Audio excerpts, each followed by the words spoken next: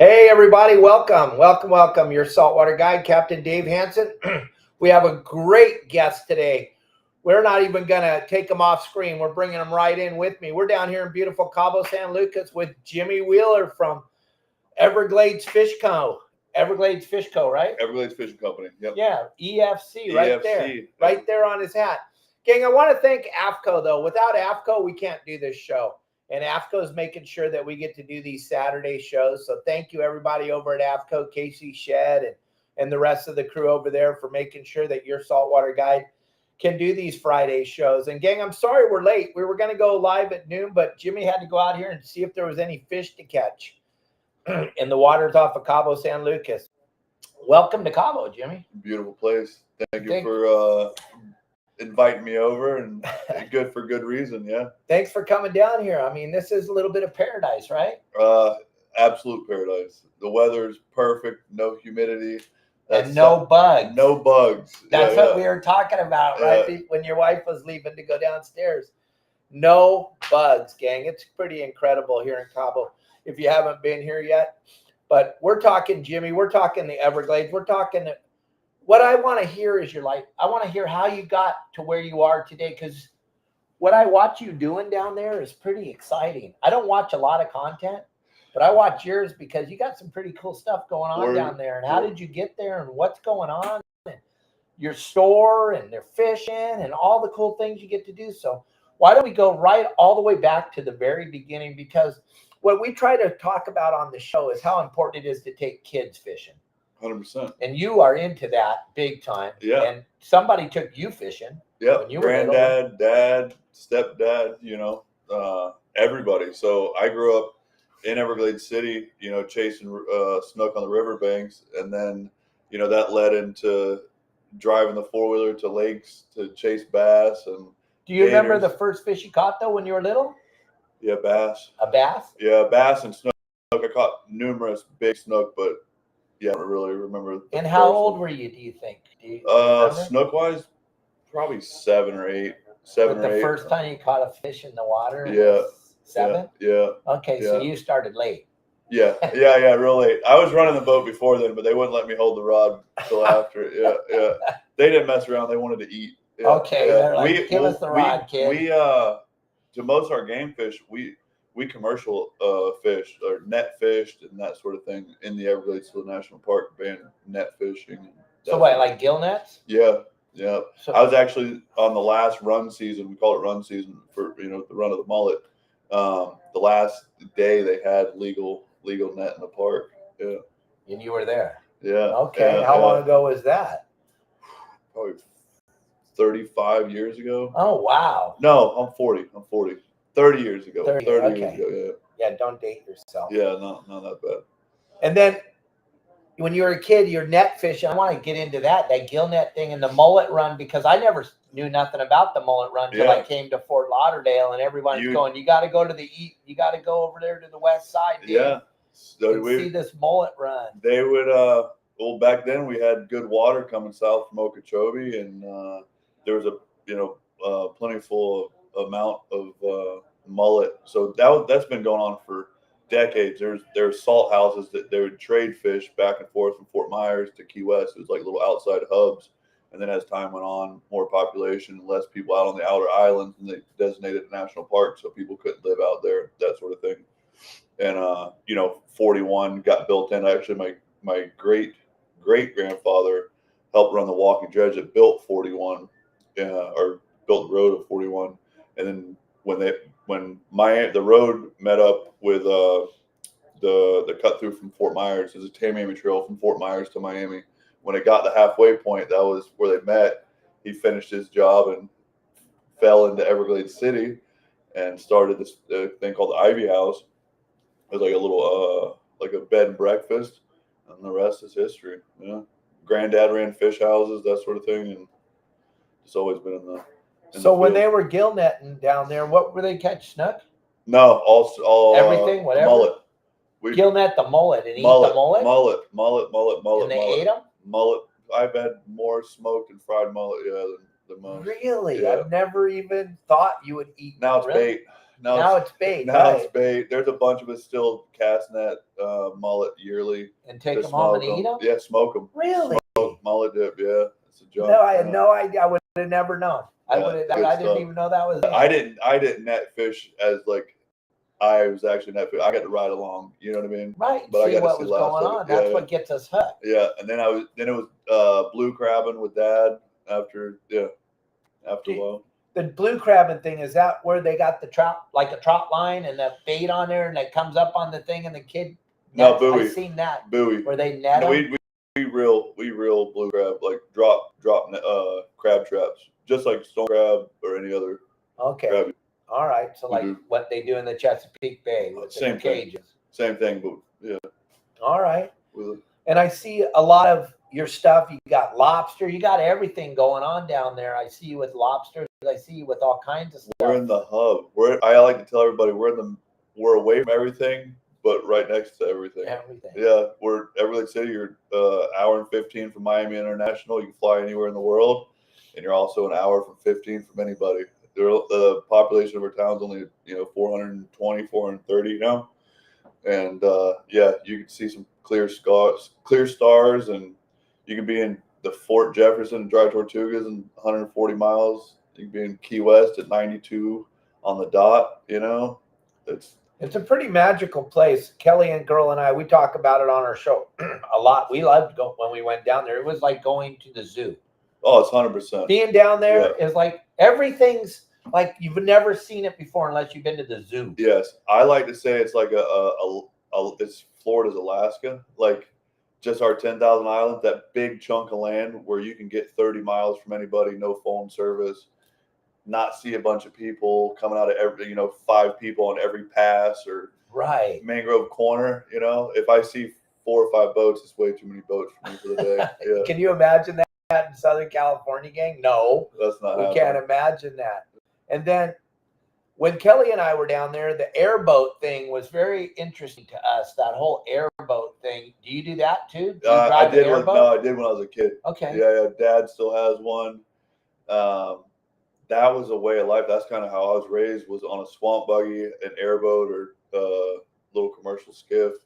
But the airboats are a blast, man. You can just cover so much ground down there. The stick grass to marsh to land. You're driving on land. I've crossed roads. Down the road, highways, across highways.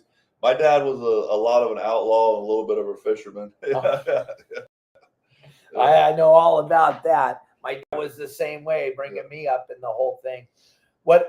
I'm going to date myself. We saw airboats on Gentle Bend. That was the first time. I don't know if you ever remember. That was a TV show back when I was a kid. I'm a little older than you, but Gentle Bend, they had a big bear, but they were down there in the Everglades, and they would drive everywhere on airboats, and it was pretty interesting. So when Kelly and I got down there, we wanted to do that airboat thing, and we didn't even know you. Unfortunately, we were only there 2 years ago. I wish I would have known you then. But we went to Everglades City and we did the airboat thing, and it was it's a rush. It'll make your behind pucker for sure. It's pretty crazy. And then this is gonna be really strange to you, but Kelly and I just wanted to see alligators so bad. We just wanted to see one. We'd never seen one.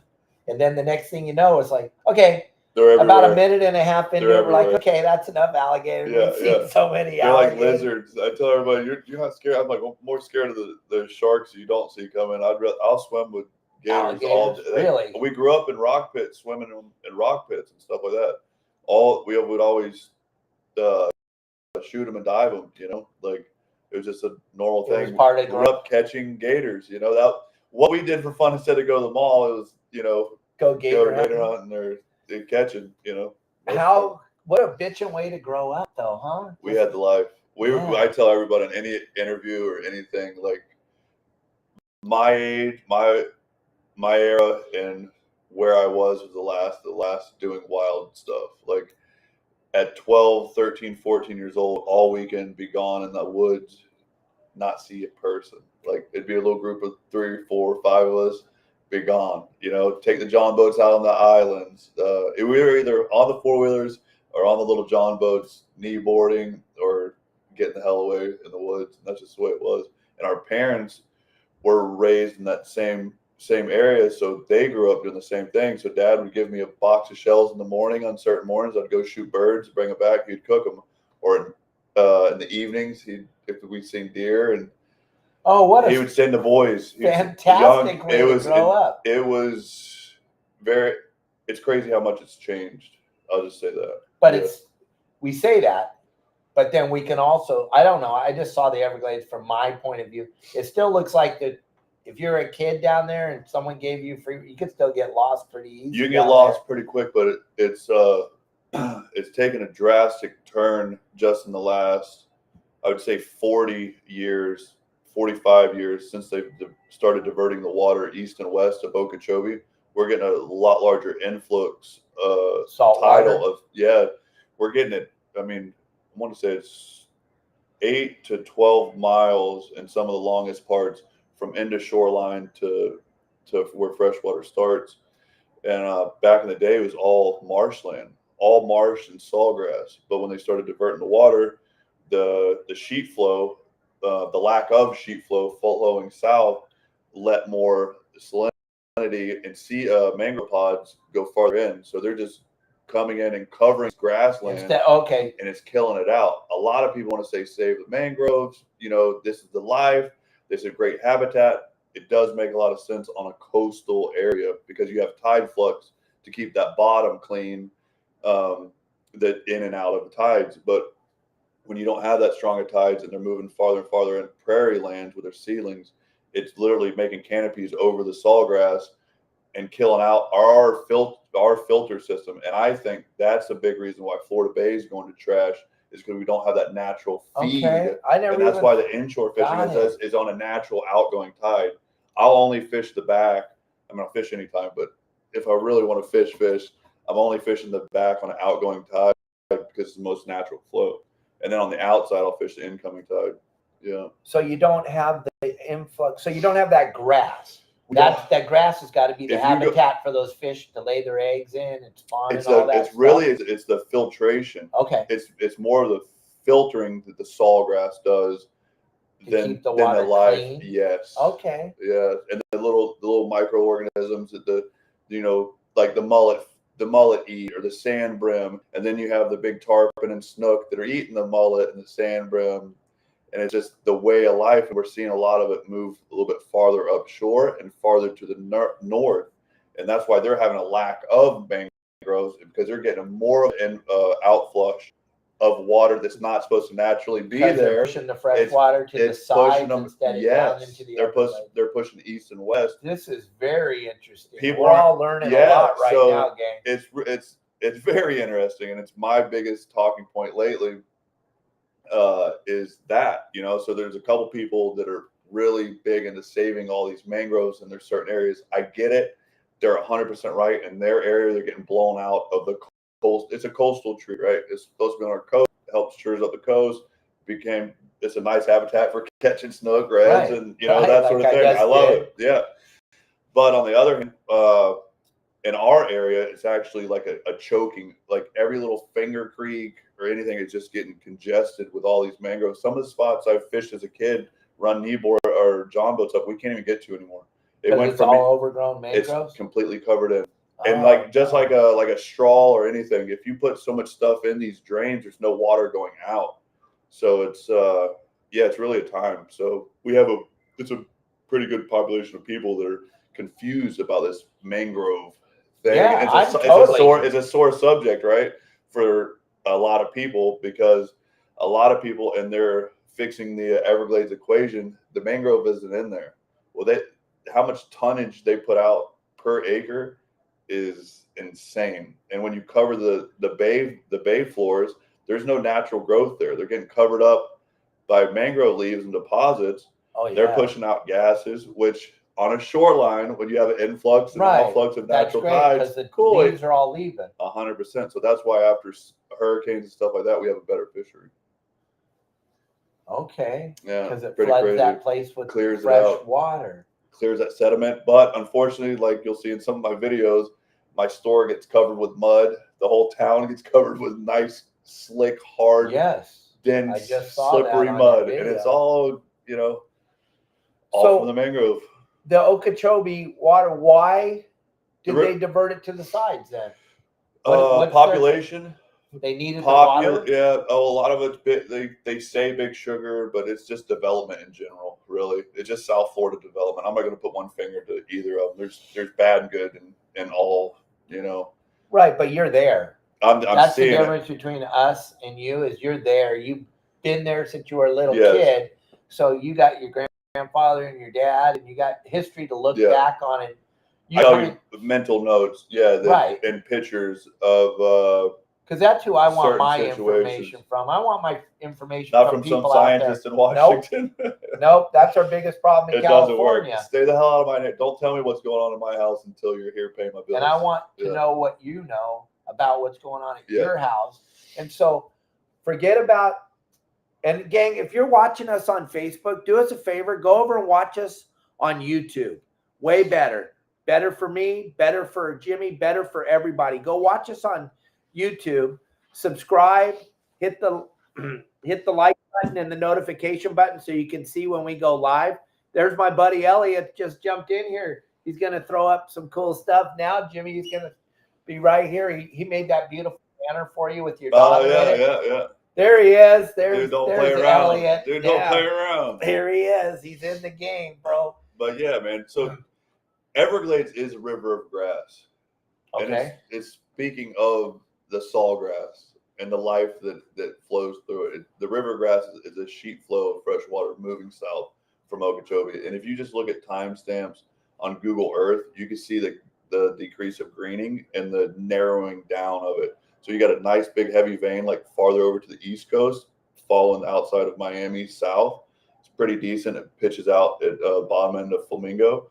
But when you concentrate all that water into an unnatural way down these man-made canals, there's no natural go at it. And so we have all these roads that are built east and west as levees, essentially. Like 75? All of them. Any road south of Okeechobee I would consider a levee. Like a dam. It's 100%. And then you have nice little Florida water management, or I'm not, bad mouthing anybody, but these certain government entities that will tell you from an office of what amount of flow we need instead of just letting it flow. And that's why I'm telling you guys to watch us on YouTube, because we're talking truth here. We're gonna be suppressed over on Facebook. So help us out. Follow us on YouTube, gang, because that's the place you're gonna get the real truth. And we're talking truth. And look at what the picture you just had up there with the sawgrass. That's kind of what Everglades is. When I was a kid watching 100%. Watching Flipper, I don't know. Yeah. So I got a funny one. So I grew up watching Flipper, and for about 5 years we had a dolphin that would come in with us kids every summer for about 3 or 4 months. He would hang out, and we would all kneeboard with him. There it is. Right. There you go. Yeah, I'm sorry. But you're good. Yeah. So we had this Flipper experience. So as I'm literally getting off the bus a couple years later, running home and watching the Flipper a couple years later while we're allowed on these John boats, this one bay that we'd go and kneeboard in, this one dolphin would come and swim with us. It was the coolest damn thing. He would go down, and when we'd get on the kneeboards, he'd come beside you. That's when we knew he wanted to kick it. He wanted to play with you guys. How fun is that? Yeah. That was probably one of my best memories growing up as a But that's what the Everglades are supposed to look like, right? That's what I grew up running airboat in. And then out on the edges, at the edges, that's where the mangroves are. Coastal on the Gulf side. Right, that's what I mean. On the outside edge, it would be the coastal. If you look at now, like Google Earth imagery is totally different than when you were a kid. Yeah. And so, is there a cure? Do you think? Is there a way to bring it back, or is it too late? Honestly, I always think I always have some hope, right? Always about the green hairs shutting us down. No, I like to say like what I'm building and why we're doing these interviews, like trying to get our voice out there for good purpose and our investment of ourselves, right? To really show who we are as people. So for me as a kid, seeing all this change, if I could make just a little tweak and going back in the kind of right direction or bringing up this mangrove situation, maybe it could be at a table where two different minds can.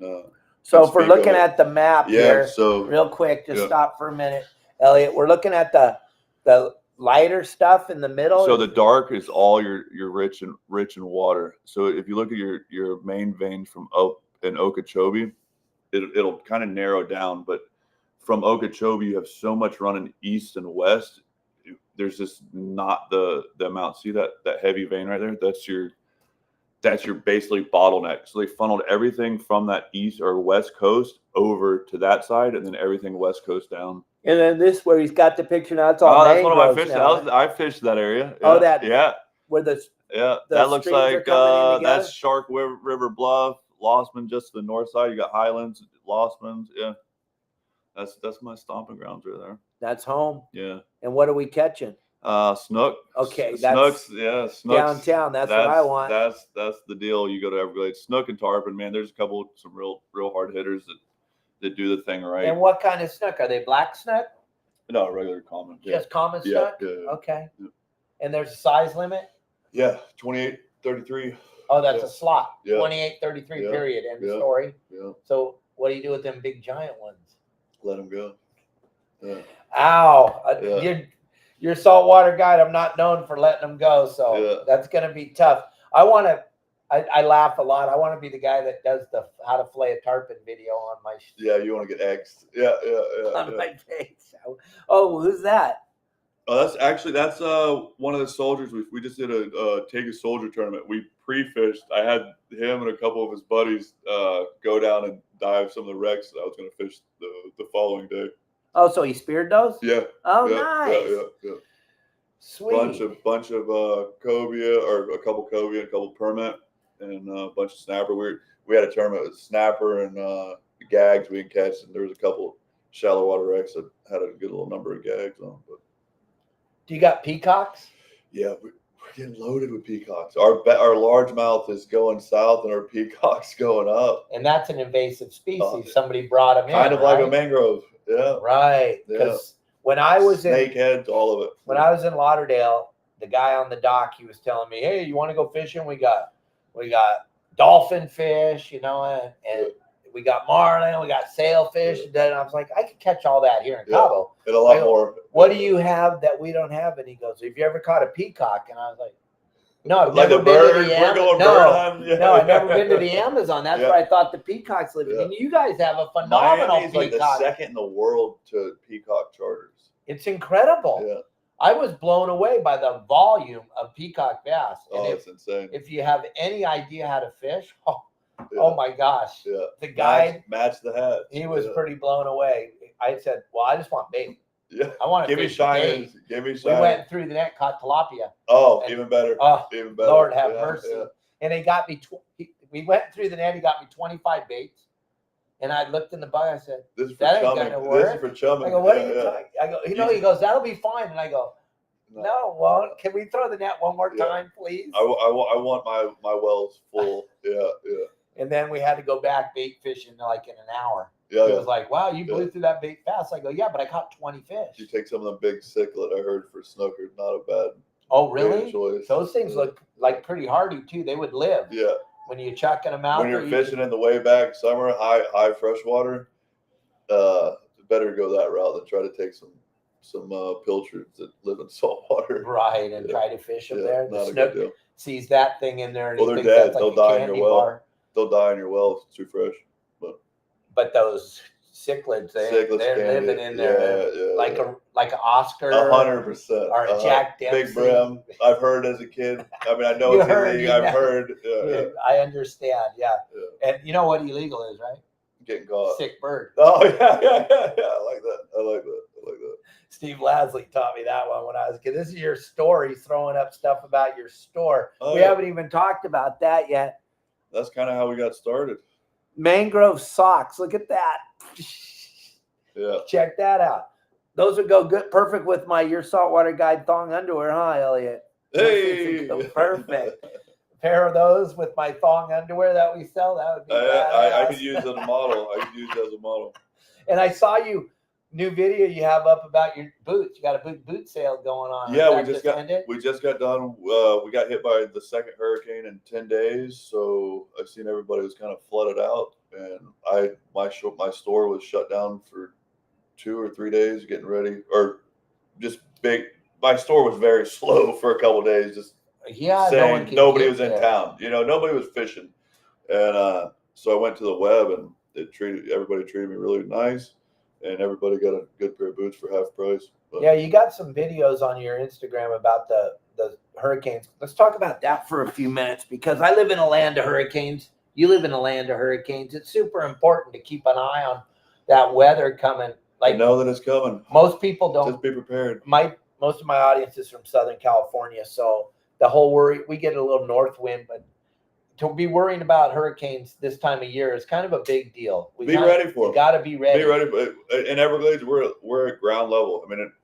Irma, I drove a boat to my house.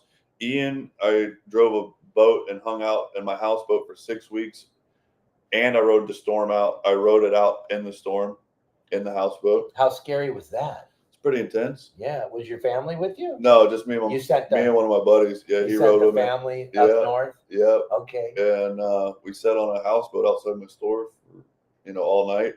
And then there's Jimmy's QR code to go to his store, gang. If you want to go. see any of the stuff he's got, you guys ship all over, right? All over the world. Yeah. So if you're watching this show, Jimmy's got product he'll ship right straight to you. And we'll get into talking about the store in a little bit. And those of you that keep thinking, hey, you guys got to clean your camera. No, we're trying to show you the point. That's the arch right behind us. And the way that the sun blends in here, that's why it's looking a little blurry.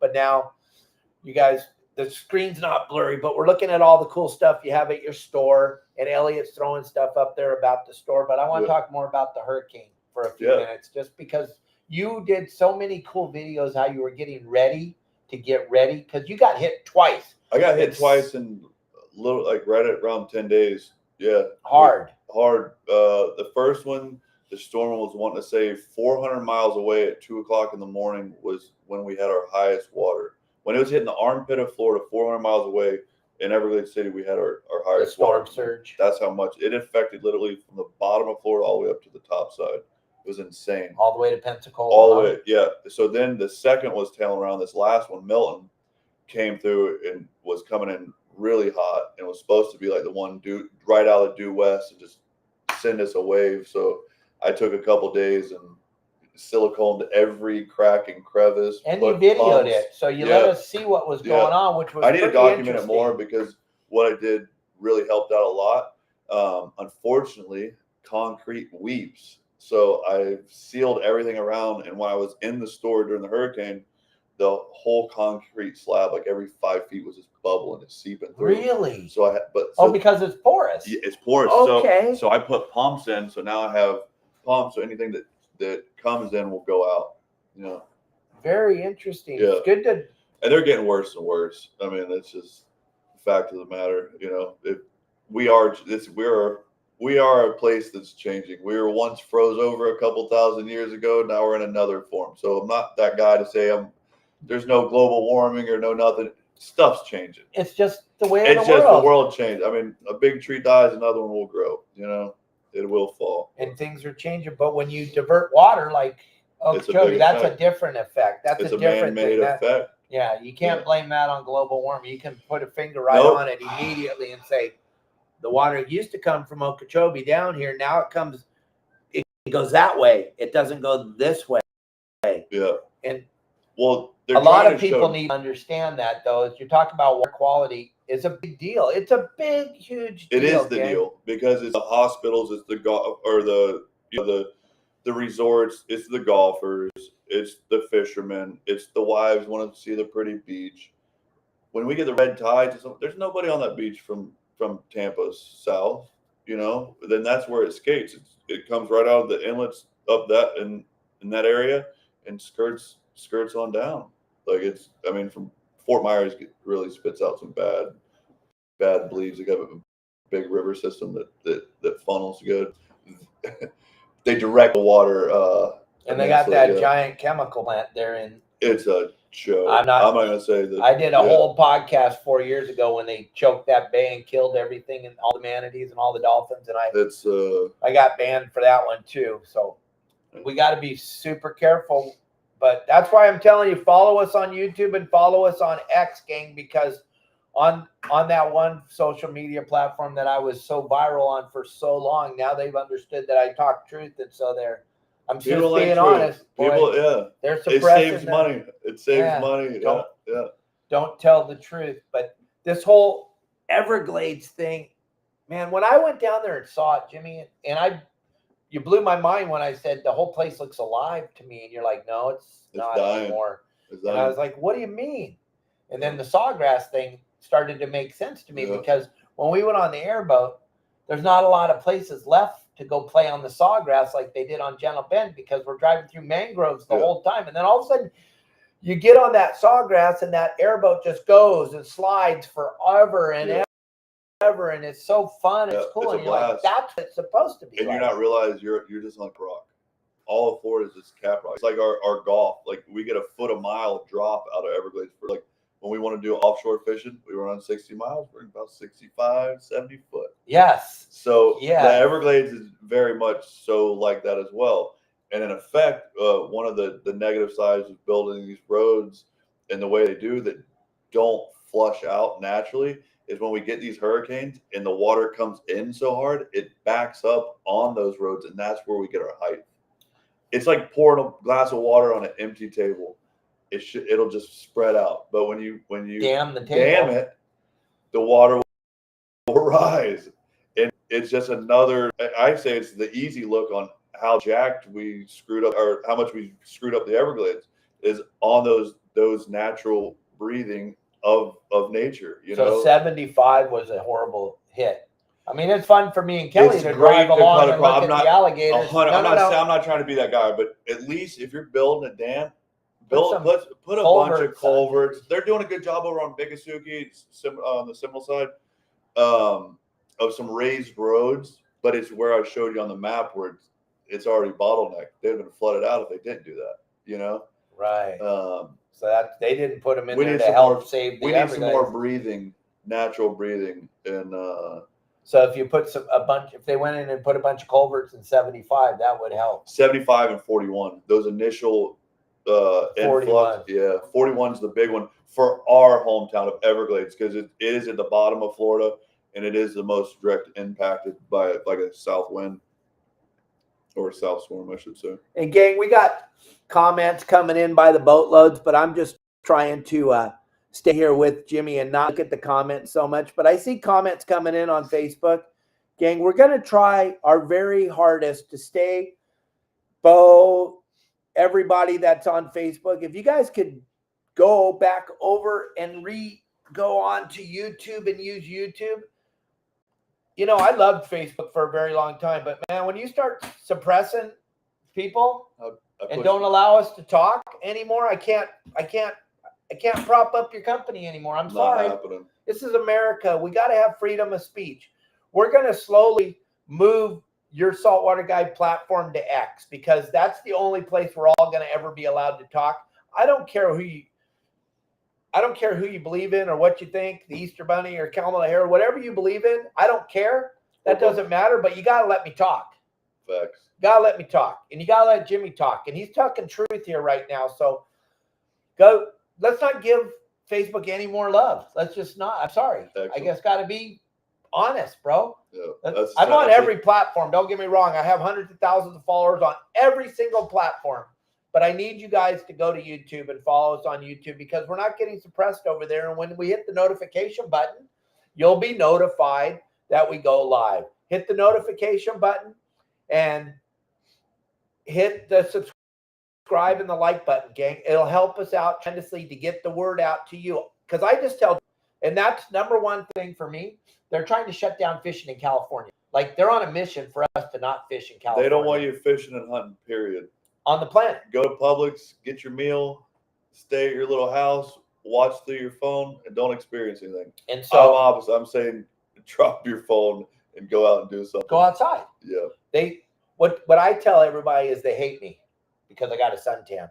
Oh yeah. Oh, I'm enemy number one, bro. I've got a suntan. I go outside. You look like you're vaxxed. My nose. My nose is peeling all the time. My forehead's peeling all the time. They do not like that. So, and then they know that I'm telling the truth. And just like you right now, we're talking about this water thing.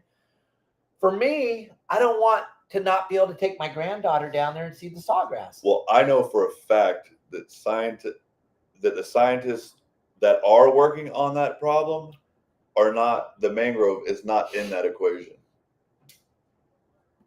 Which is, well, and you got the Save the Mangrove people that don't understand don't it. even- There's more mangroves now than there's ever been there. in our area. Lacked for them, but for us it's different. So I think everybody needs to pay attention to their neighborhood and take care of that situation.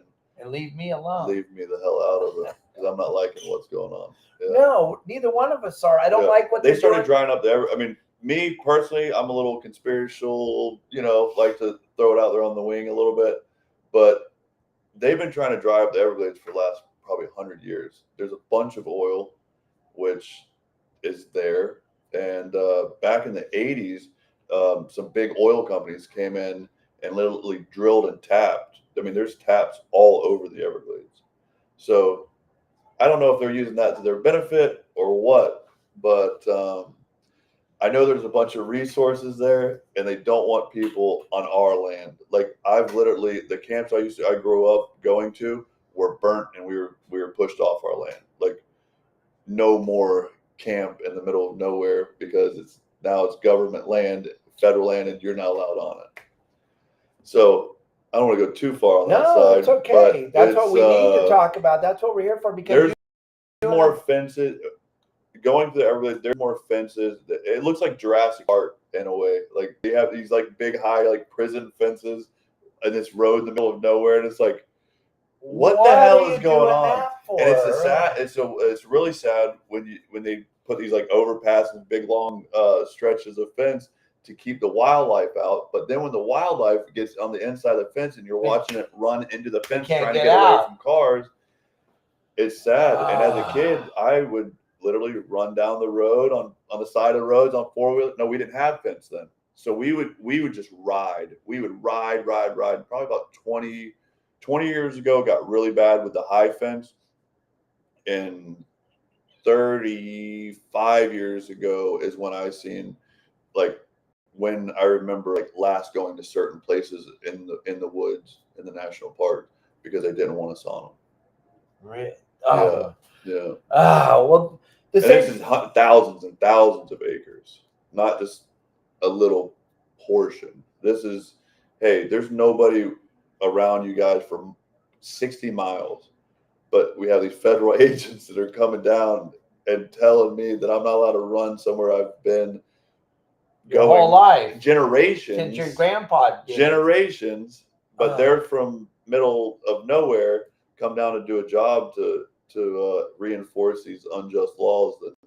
So therefore, I'm kind of vocal about how I stand. Yeah, on their not. Me and you both, bro. That's why I think we get along so good, and that's why I think this collaboration we're doing is going to help us get the word out to people, because the people on the have that conversation.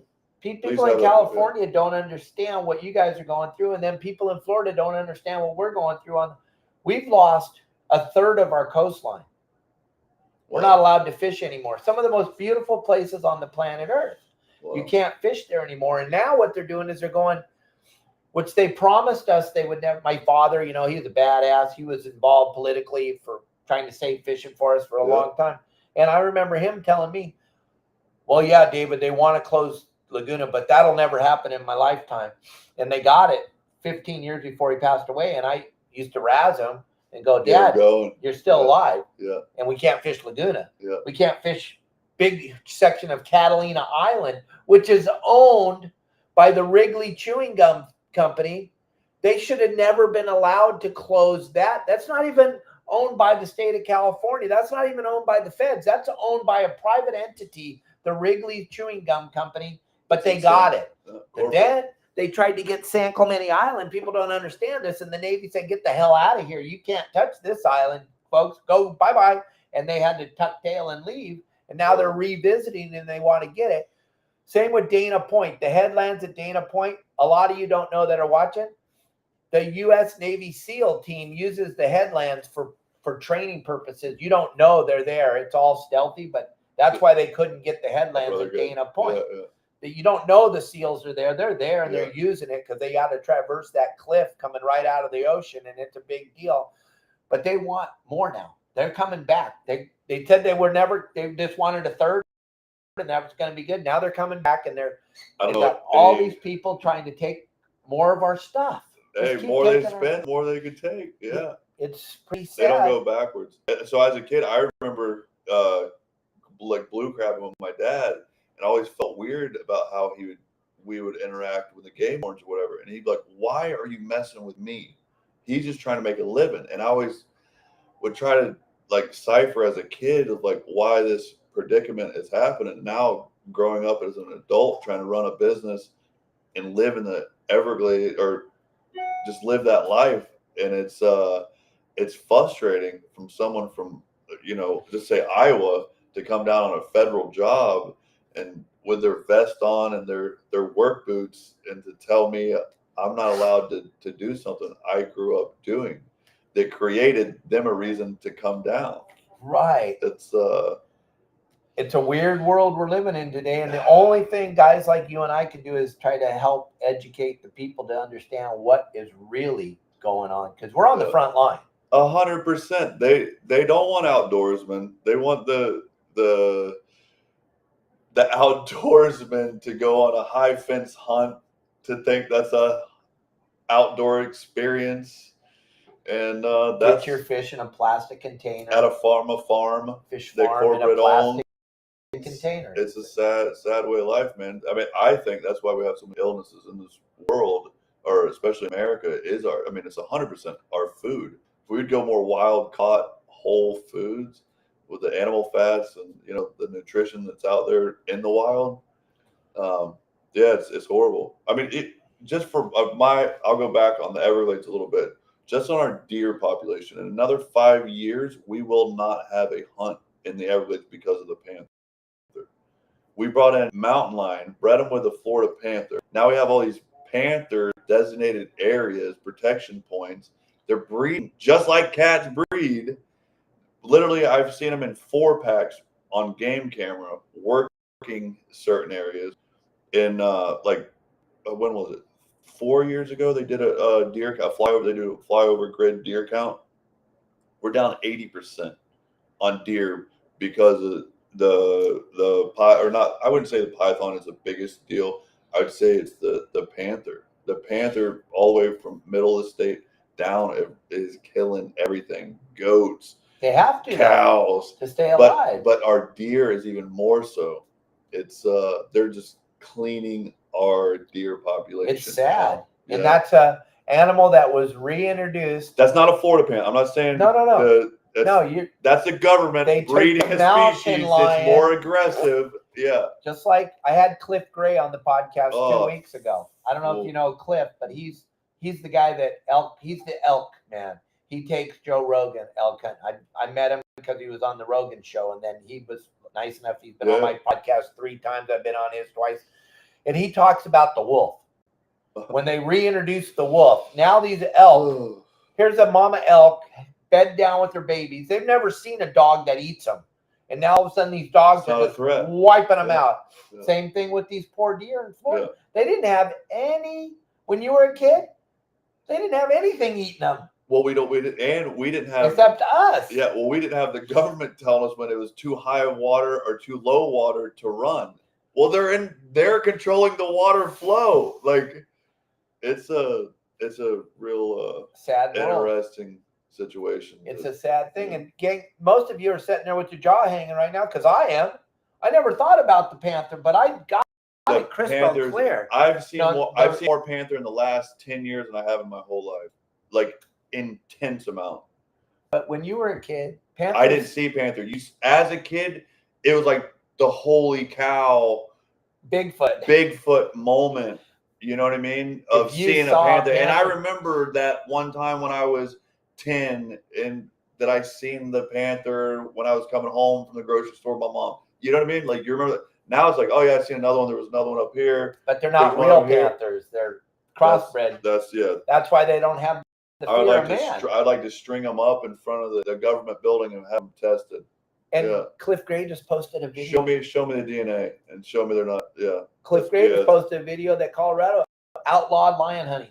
Which is absolutely ridiculous. The lion's wiping out the deer. Why would the government want you to defend yourself? They're there to do that for you, sir. It's just crazy. But I never thought about this panther thing. Folklore and back to Gentle Ben and that whole thing. And boy, when there was a panther, it was a big deal. Huge deal. Huge deal, because those animals were so intelligent. They never got to be seen. They stayed away. Yeah, they never got to be seen. I had last year I was running this real it's called Jane Scenic Drives in the middle chute of the Everglades, a little offshoot right next to a little town that I was raised in called Copeland. Well, it's in the middle of nowhere, Jane Scenic. Start taking off my run. I get like 1.5 miles, 2 miles in, and a panther pops out beside of me, literally runs in front of me probably 50, 100 yards and just chills on the side of the road, run past him and carry on about my business. But it's like a common thing now. Like it's, yeah. I mean, board wise, you can go on YouTube. You can go on YouTube and see Florida panther videos in backyards, grabbing cats, grabbing little dogs, panthers. And you can't blame the panther. Goats. No, you can't blame the panther. They got to eat. You got to blame the man that brought the panther. 100%. Gang, it comes all back to these quote unquote scientists that are doing better for the environment. I like how they save the grass flats and saving the manatee that's eating the grass flats that was brought over here on the bottom of ships for food. We're in a weird spot, and I love manatee. I love wild. I'm not saying kill everything, and that doesn't need to be here. It's already here. We can work around it. But the fact of the matter is how backwards ass we go it's pretty insane. We got a massive problem. Everyone's like, don't even bring it up. All my fans, what is it? The California sea lion. Oh, dude, God. All my fans knew where I was going right now. They're like, oh shit, Dave's going to the sea lion. Yeah. The sea lion's the most unbelievable animal. And we created this problem when we started giving this wild animal antibiotics.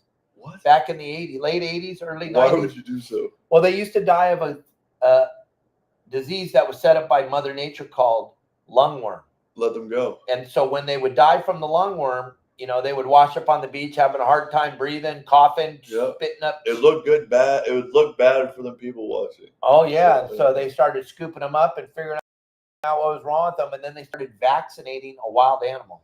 Some wealthy lady on a beach front didn't like the way it seeing them coughing up and dying on the beach. So then they eradicated the lungworm.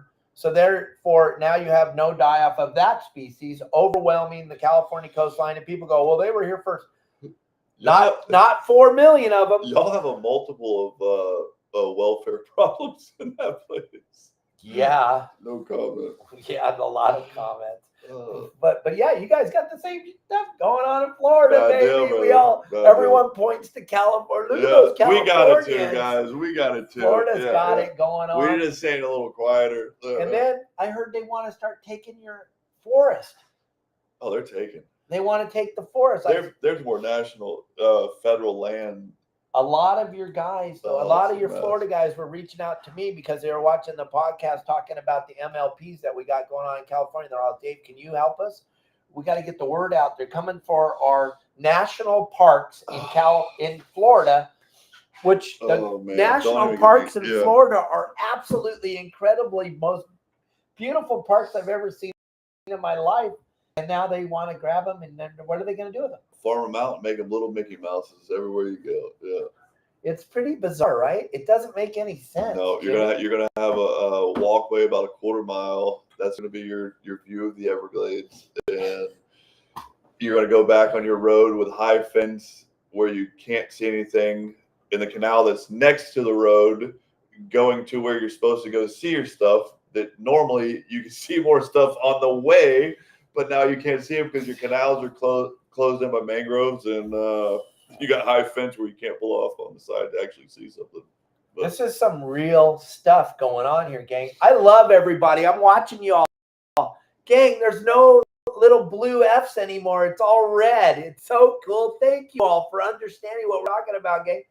The suppression of the free speech in America is absolutely under attack. So thank you all for understanding what we were saying and going over to YouTube and watching us right now. It'll be live over on that blue F thing, but this is where you're not gonna get suppressed on YouTube right now, and eventually all of us will be on X, all of us free speakers, because Elon's the only one that's going to let us talk. I'll be wherever I can speak. And that's why or at least hold a conversation. That's really what it's all about, right? Yeah, and that's what we're doing. You and I are just sitting here talking about the real issues that affect you and I's life. 100%. And our children. Your daughter. Yeah, both. How much?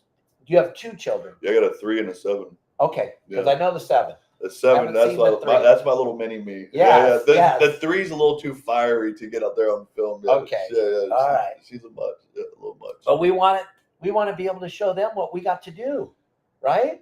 Yes. My boys got to see it. They were right at the end. My boys are 33 and 30, and they got to see it. They got to witness some cool stuff, but they don't understand.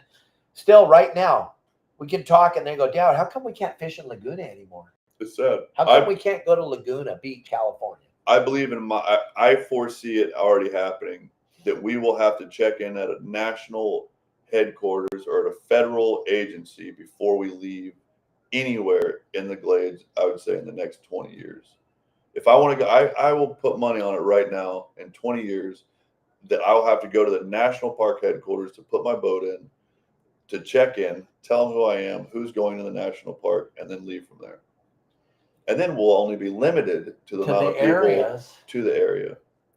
And then they'll go on a stipend. Then you'll have to have a certain license to be vetted through the federal agencies to be allowed in the federal land that we've took care of for X amount of years. Yeah.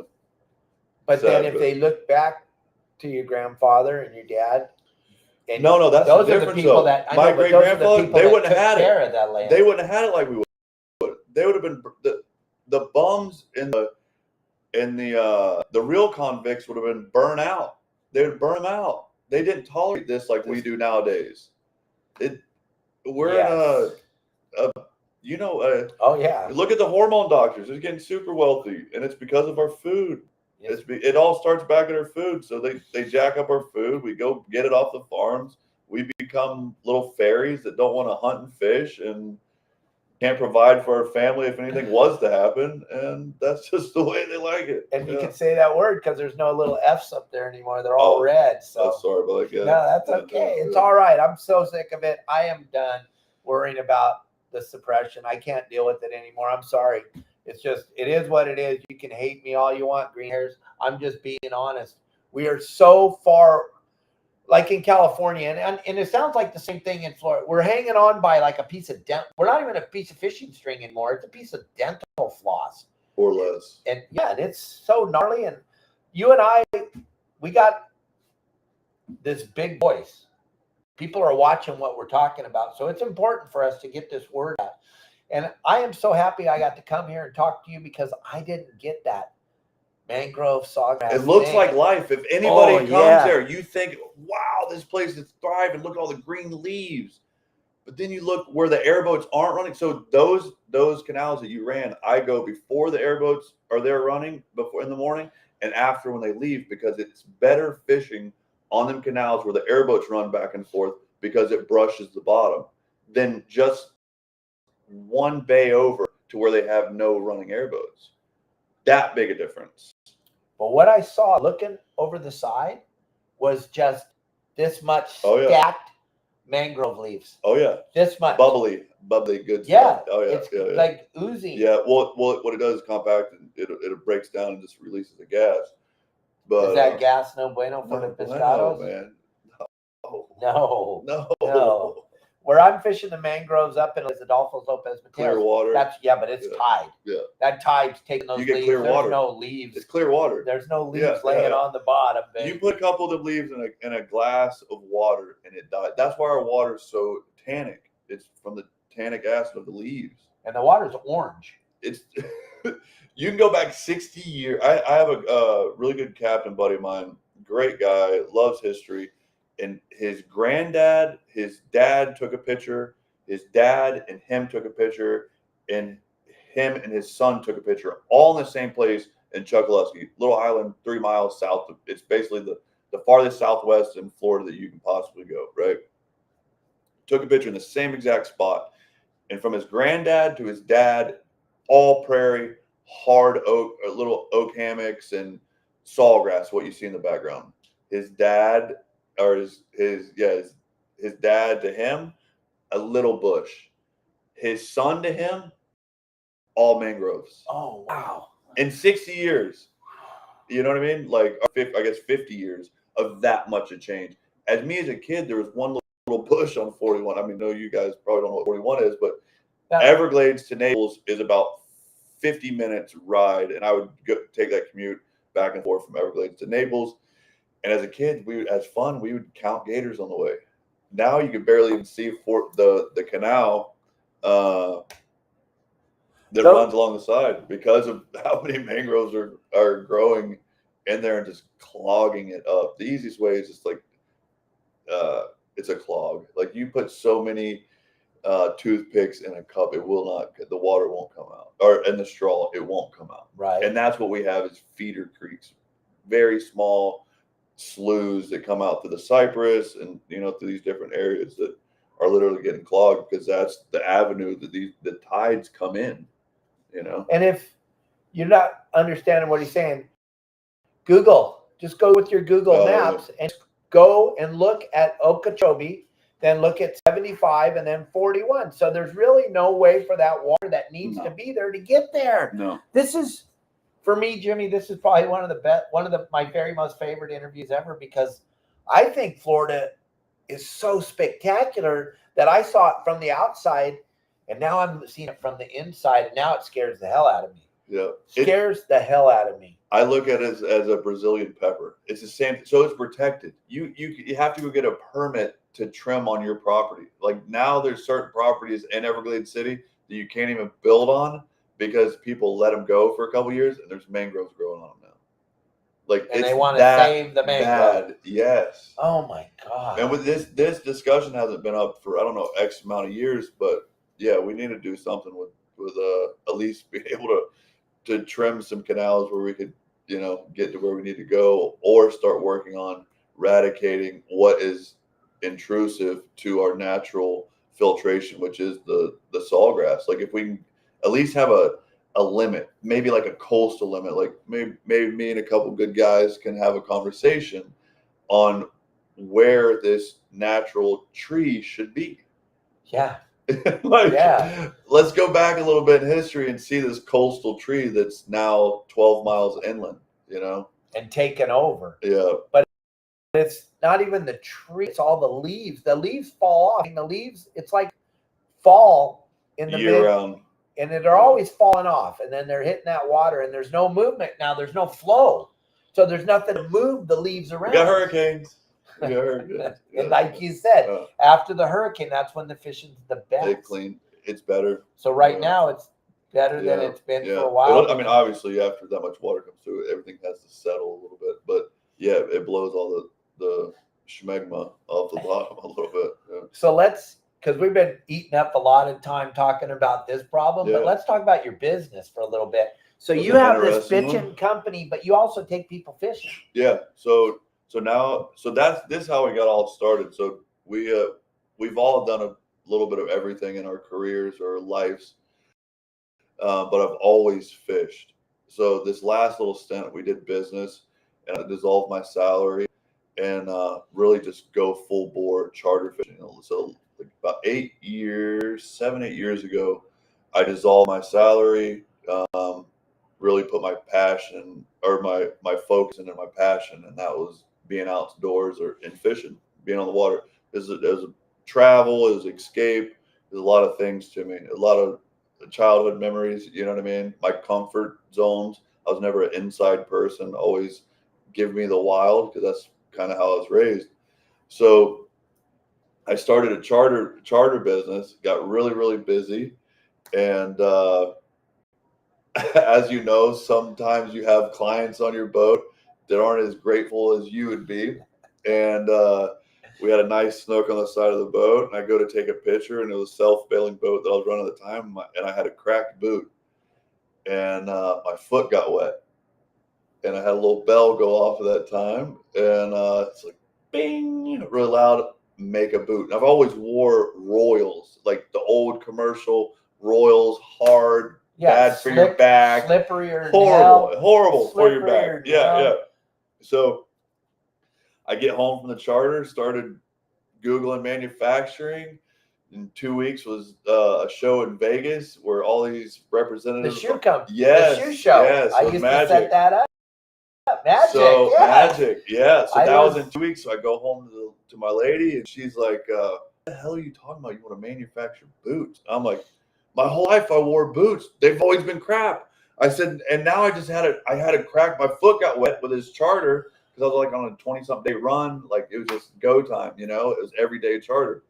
And, dude, we flew out to Vegas, met a reputable company. Before you know it, in about 4 months of time of working back and forth, it was, you know, time to finalize prototypes. So I flew overseas, hammered out the final product, brought it back, showed it to a little store that I was using at the time.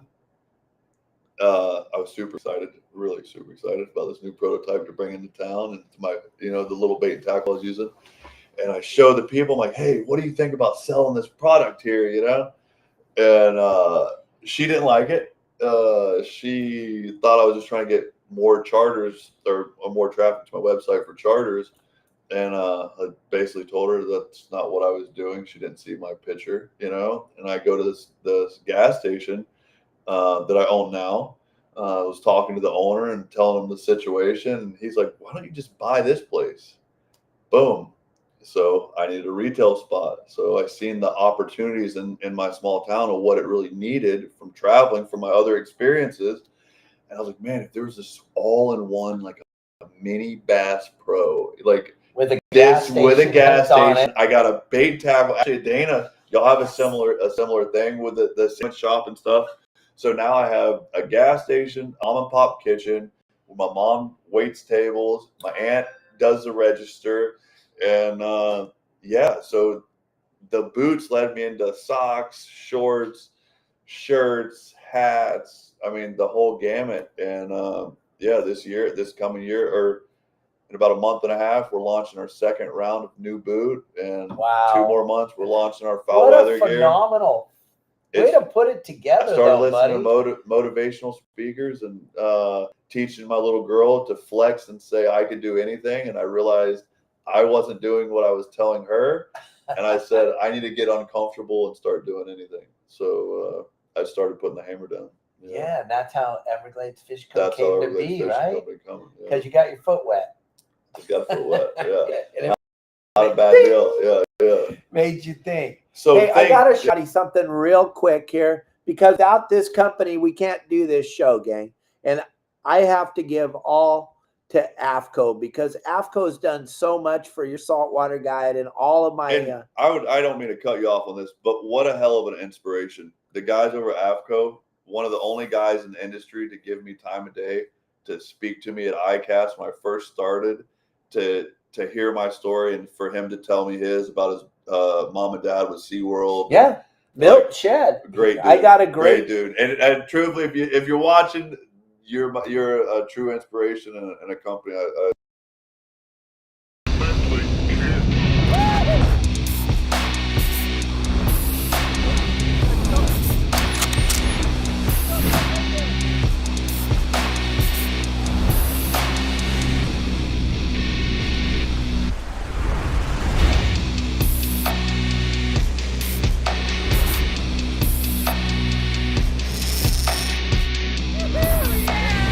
AFTCO, any fish, any water.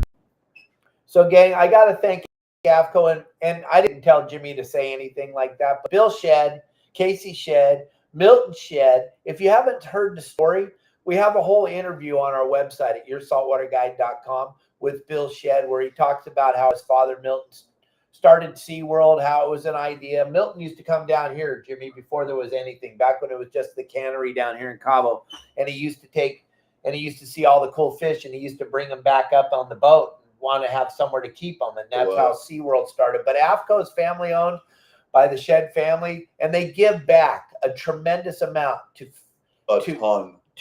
you guys can't even comprehend. So when you buy an AFTCO product, you're giving back to the industry that Jimmy and I both love. You all are watching us, so you love the industry too. Make sure you grab the QR code. And if you don't have a way to grab the QR code, you're just listening to us in the car while you're driving with your family, just go to AFTCO.com website and put in the code YSWG and the number 924. Because of our relationship with AFTCO, 15% off of all the products. And on top of that, part of your money is going to go right back to the industry. The give back with AFTCO is incredible. And when you're on the website, you can see the give back program and you can find out about all the numbers. And they're very, very open to what they're doing. And they're trying to save fishing just like Jimmy and I are doing. So check out AFTCO.com or grab the QR code, save 15% on the products. And that was cool that Bill Shedd sat down and listened to you. Well, it's one of those companies that you aspire to be like, right? Like they do a good product. It's a gentleman that could face you and speak to you. It does a lot. And tell you about the trials and tribulations, 100%. about what you're about to get into, huh? We're in. Yeah. And as a small company, we are, I would like to say, the hottest trending company in South Florida right now. And it's just being okay with saying what I feel. And when I see these companies sponsor you, AFTCO, it's a hell of a great product. Majority of my guys or my buddies wear that stuff. You know what I mean? And it's for good reason. You know, it's a hell of a product. do. Yeah. And to you guys that support AFTCO and companies like myself, if their companies weren't there, there wouldn't be guys like me inspiring to be like them. So yeah, it's all good on this side. I love other companies, especially this company in this industry. So they do good work. When did you open up the gas station? I just hit my 5-year mark. Really? Yeah, 5 years. And 5 years strong. Yeah. You would think when you watch what you're doing over there, you've been doing it, the way you run it, you would think you've done this your whole life. You're 100% in, and you're an inspiration for your daughter, and you're an inspiration for all the kids that are watching right now.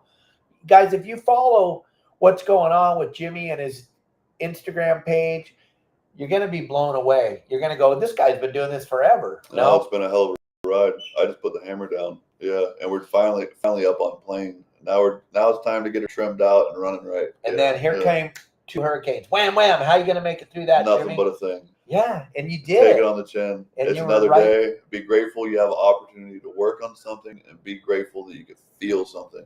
And you've turned that negative into a positive with your preparation, and you help teach people, and plus you give back a ton to your community down there. I give a little bit back to a portion of my proceeds from my I have my own beer as well. I have a line of beers, and so a portion of that goes back to actually the restoration of Everglades, to the Everglades Foundation, and that's some of the scientists I'm talking about. So do you brew the beer there at the? No, I have a contract brewery. Okay. Yeah. All right, but you have the beer at the gas station. Yes, it does very well. Oh my gosh, it's so fun to go and look at all the stuff that you're doing down there, and the videos and the fishing, the charter boat thing that you got going on. How can these people that are watching get involved in going charter boat fishing with you? You can come in. We're good. Don't leave. No, she's good. But yeah, just call the store at my headquarters, the Everglades Fishing Company. I, unlike some people in my area, advertise the captains that use my store on a daily basis. If you're out of Naples, Marco, Goodland, if you frequent my store, use it, grabbing a coffee with your clients or something like that, I got you a nice little place where you can advertise your cards. I'm not hitting everybody with pimp fees and only have the people give me the larger percentage that I offer out. I don't do any of that. I have a nice little living room. Community. 100%. People see it in the long run. I don't think they're quite getting what I'm doing right now. But I'm building that living room. If you like, literally, I have a living room in my store, a big black leather couch with a big screen right next to the diner, so you can kind of just hub it. Like everybody mingles. We get the best in the world of fly fishermen, the meat hunters, the commercial guys, the dudes that's coming down just for the airboat ride, all can join up with this one little hub and hang out and get everything you need taken care of while you're there, right? Yeah. Well, gang, I would sit here and talk to Jimmy forever, and we're not done with Jimmy. We're going to come back and revisit this. He's down here in Cabo for a special event. You're down here for the big tournament. Yeah, we sponsored a tournament down here with dry bags. And him and his wife have to get going to this event tonight. So I took as much of his time as I legally can right now. So legally. thank you very, very much for your time, Jimmy. I really appreciate you, brother. appreciate this podcast. Next time you're It's bringing so a monkey. cool. Next time you got to bring. Well, we're going to my house tomorrow to meet yeah. Marley. We'll make some content and post it all over both of our pages about Marley, my monkey. His wife is super excited, but we got to go, gang. I love all of you. Thank you. Make sure you check out AFTCO.